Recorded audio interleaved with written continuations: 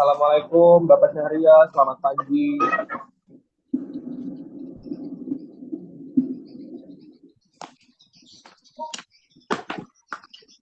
Kita mulai aja kan teman-teman. Mau dimulai sekarang aja kah atau nunggu Bapaknya? Mulai. Ada janunya, screen recordnya. Assalamualaikum warahmatullahi wabarakatuh. Kami dari kelompok riset, ya bisa sendiri share screen lah ya.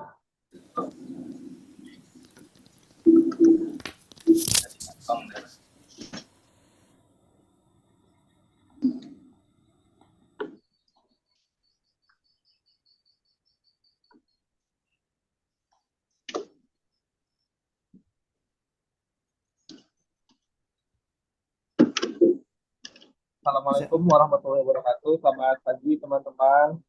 Pagi, waalaikumsalam warahmatullahi wabarakatuh. Kami dari kelompok 3,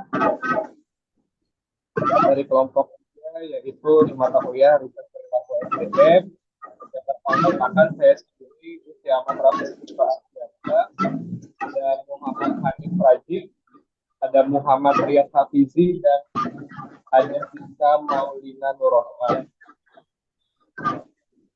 Jadi di sini kita menjelaskan tentang apa sih riset perilaku SDM. Jadi riset perilaku SDM itu latar belakangnya adalah dalam era globalisasi yang ditandai oleh persaingan yang semakin ketat dan dinamika pasar yang cepat berubah. Karena sumber daya manusia dalam organisasi menjadi semakin penting. SDM tidak lagi hanya dianggap sebagai aset, tetapi juga sebagai sumber daya yang strategis dalam mencapai tujuan perusahaan. Oleh karena itu, pemahaman tentang perilaku SDM telah menjadi fokus utama bagi para peneliti dan praktisi manajemen. Next, Riyad.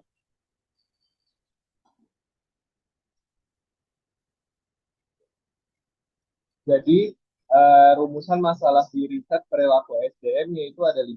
Yang pertama, apa definisi dan riset perilaku SDM? Kedua, apa saja faktor-faktor yang mempengaruhi perilaku SDM? Yang ketiga, apa saja teori dan model yang dilakukan dalam riset perilaku SDM? Yang keempat, apa saja metode penelitian yang digunakan dalam riset perilaku SDM?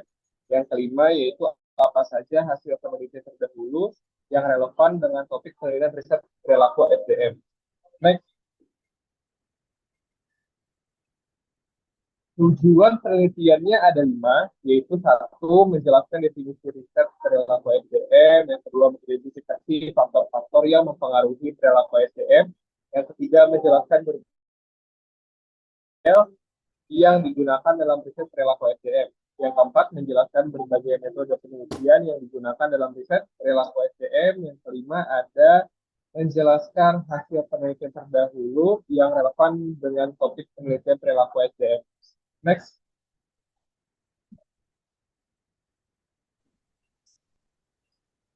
Riyad ke itu ada selanjutnya ada manfaat penelitian. Manfaat penelitian itu dibagi jadi 3, yaitu ada teoritis, praktis, dan personal. Untuk teoritis sendiri itu dibagi lagi, yaitu untuk mengembangkan pengetahuan. Yang pertama, yang kedua untuk memperkuat teori, yang ketiga untuk membuka peluang penelitian baru.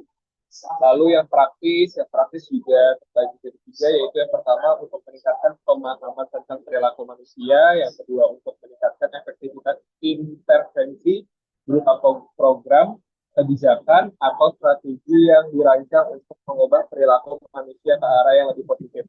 Lalu yang ketiga ada untuk membantu pengambilan keputusan dalam merumuskan kebijakan dan program yang lebih efektif. Lalu yang terakhir ada personal itu dibagi menjadi 3 lagi, yaitu 1 untuk mengembangkan keterampilan menulis, selanjutnya untuk mengembangkan keterampilan berpikir kritis, yang ketiga untuk meningkatkan kemampuan komunikasi. Next, Riyad.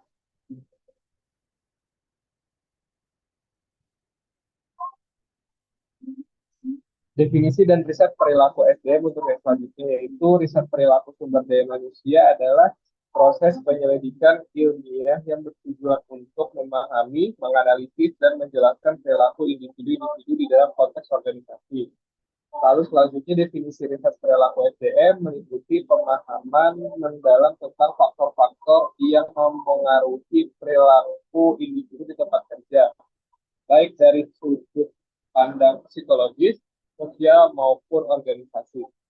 Lalu selanjutnya, tujuan utama dari riset perilaku SDM adalah untuk menghasilkan pemahaman yang lebih baik tentang perilaku individu di tempat kerja, dengan harapan dapat memberikan wawasan yang berharga bagi manajer dan perilaku SDM sendiri dalam mengelola sumber daya manusia dengan lebih efektif dan efisien. Lanjut.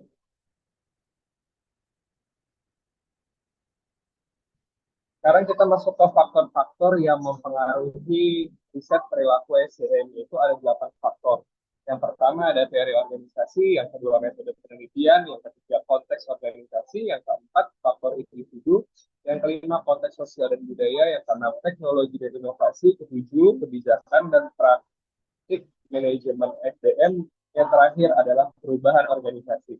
Lanjut, Rian. Kita masuk ke teori dan model yang digunakan dalam riset perilaku SDM. Jadi ada beberapa teori yang digunakan dalam riset SDM, yaitu teori motivasinya Maslow, terus ada teorinya X and McGregor, lalu ada teori keseimbangan kognitif atau kognitif dissonance teori. Lalu ada teori ekspansi, teori perilaku, teori penguatan, teori kepemimpinan situasional, teori komitmen organisasi, dan ada dua model, yaitu model kompetensi sama model perilaku tugas. Next. Metode penelitian yang digunakan dalam riset perilaku SDM yaitu ada beberapa, bisa dilihat di PPT yang sudah kita tampilkan. Ada 6 metode penelitian yang bisa digunakan.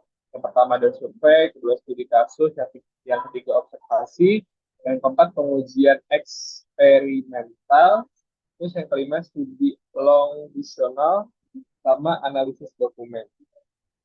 Lanjut. Nah, sekarang kita masuk hasil penelitian. Hasil penelitiannya itu ada beberapa, yaitu yang pertama kepuasan kerja, kedua motivasi, yang ketiga komitmen organisasi, yang keempat kepemimpinan, yang kelima stres kerja dan kesejahteraan karyawan, yang keenam bisa diversitas dan inklusi, yang ketujuh perilaku organisasi. Lanjut. Nah, jadi kesimpulan dari riset perilaku SDM ini yaitu motivasi intrinsik seperti rasa prestasi, pengakuan, dan pertumbuhan pribadi memainkan peran penting dalam mendorong kinerja SDM. Pendekatan yang memperkuat motivasi intrinsik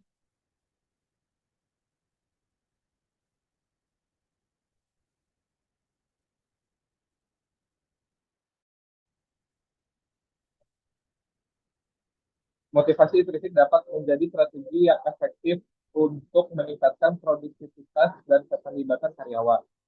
Lalu selanjutnya ada komunikasi yang efektif terbukti menjadi faktor kunci dalam memfasilitasi kerjasama tim dan penyelesaian konflik.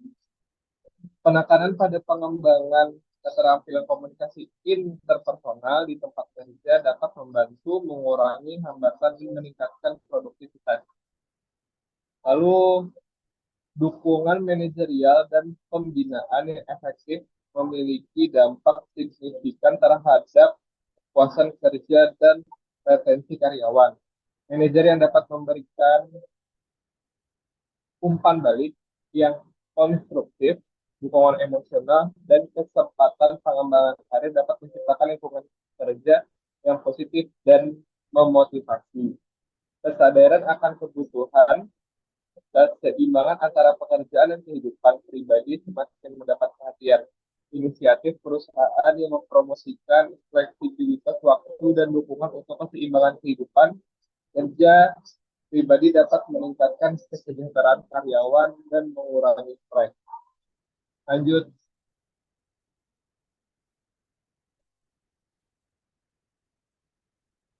kita masuk ke saran.